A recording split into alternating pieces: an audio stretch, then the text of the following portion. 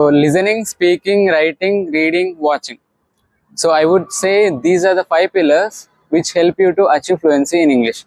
So in a language, so these are the 5 pillars are common in any language, right? So as we take English as a consideration, because we are wanting to learn English end of the day. So what happens is the people who want to learn English, they are only focuses on practicing and speaking, right? So rest of the things, rest of the pillars, I would say, they forget about them, right? So why it is happening, and are you also making the same mistake again and again? So just try to watch this video till the end, and let's discuss about those 5 pillars which adds lot of value to achieve fluency in English, right? So every single day. So just stick till the end of this video, and I'm going to share some beautiful information and techniques about those, and how to be consistent in following those and maintaining those 5 pillars, right? First of all, if we want to discuss about speaking, first of all, that's the main important thing, right? So because we have to give more preference to this, obviously. In a language learning, what happens is, it's always how much you are spending with the language, how much quality time you are spending with the language. Are you listening? Are you good at listener? Are you good at writing? Are you good at reading? Are you good at speaking, right? So these things will be considered more in a language process, right? So if you are a good listener, you can learn English through listening. If you are a good reader, and you can read, you can achieve fluency through lot of reading, our books, newspapers, novels, anything, right? So if you are good at speaking, you can have a lot of conversations, you can have multiple practice sessions with your own self, or with your online friends, with your friends, colleagues, with anyone, right? So I would say, out of this, every individual might be good at their own personal levels, right? So somebody, they will be good at their listening levels, and their somebody some of the people, they might be good at speaking levels. They might read some novels, books, and some of the English learners, they write a lot, right? They write diaries, they write journals, right? So we cannot generalize English learners, because their way of learning will be different, and they should be different as well, right? So because every English learner cannot follow the same rule, right? So because it might not work for everyone, right? So if you can understand, if you can figure out what's exactly working, what exactly you are good at out of these 5 pillars, this, like I said, listening, writing, reading, watching, speaking, right? So I would say I'm good at speaking, right? So that's the reason I'm making videos as of now. So in a same way, you have to figure out what exactly you are good at, right? So not only following the same thing which you are good at, so if you can also focus on rest of the pillars, right? So if you are good at speaking, not only focusing on speaking, just also try new things, right? So just read some pages, just watch some content, and write some journals or diaries if you are good at, right? So following those rules and following those pillars, I would say, along with this, adds you more value and gives you more productivity, and it helps you a lot to achieve fluency in a faster way, I would say, right? So because language is a combination of all of these things, I would say, right? Because it's not about only speaking, it's not about only reading, it's not about only watching, right? So it's a combination of all these 5 things, right?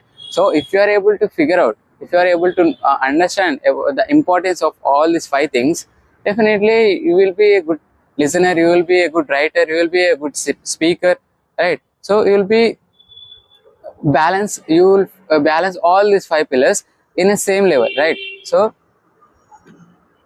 don't too much only give preference to speaking, don't too much only preference to writing, reading. Of course you might be interested to do that thing only, right? So but it's also important to focus on other thing as well, right? So then only you'll be able to know multiple new ways, and lot of knowledge comes in your English levels, right? So to achieve fluency, we have to focus on these five things, right?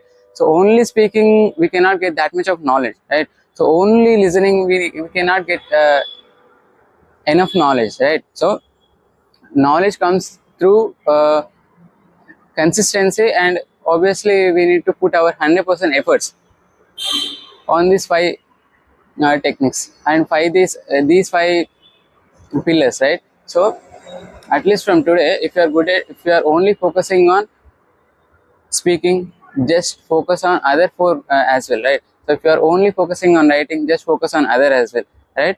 So as an English learner, we have to be ready to do anything as an English learner, right? Because end of the day, we have to achieve fluency, right? So to achieve that fluency, whatever is requires, which is requires, we have to do that, right? So obviously, which I said, you have to focus and you have to balance these five things, right? So because it is the most important thing, as I said. So I hope you got my point, what I exactly mean to say. And also one more point I want to discuss about: for an experience, for a knowledge purpose, you don't need to experience everything, right? So it's always will be more tricky to experience everything, right? So because we cannot go through every experience to get the knowledge. Sometimes, right, we have to listen to the experienced people. We have to take the suggestions, right? So how they have gone through their experiences, how they have got to know that's a mistake, right? So if we can listen to them, definitely we can get some knowledge, right? So we can able to figure out, okay, it might not work for our English fluency, and it might be a wrong step in our English fluency, right? So you can save a lot of time and energy. It can save a lot of your energy, right? So always don't go with your own experiences. Don't blindly focuses on uh, going through every experience, right? So sometimes it always be better to listen to the experienced people, and how they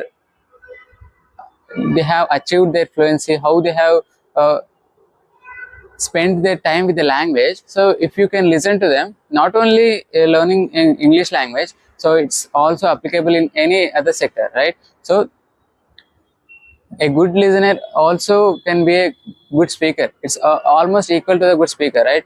So because as a acquiring the knowledge is most important thing, right? So if you are a good listener and if you are good at listening, so just listen to a lot of people, know about their experiences, know about their do's and don'ts, what are their do's and what are the don'ts you need to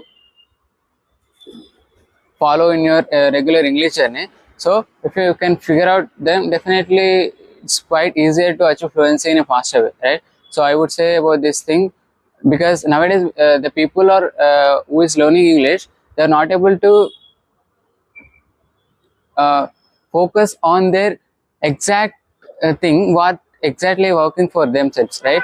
So if they are not able to good at, definitely it's a unnecessary thing to spend a lot of time on this particular language, right?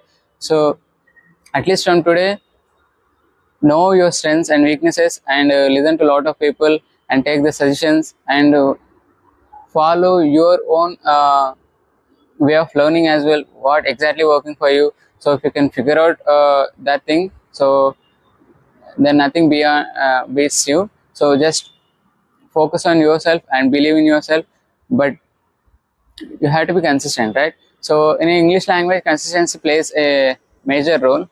Definitely you have to stick to the consistency, and yeah, this is all I wanted to say in this video.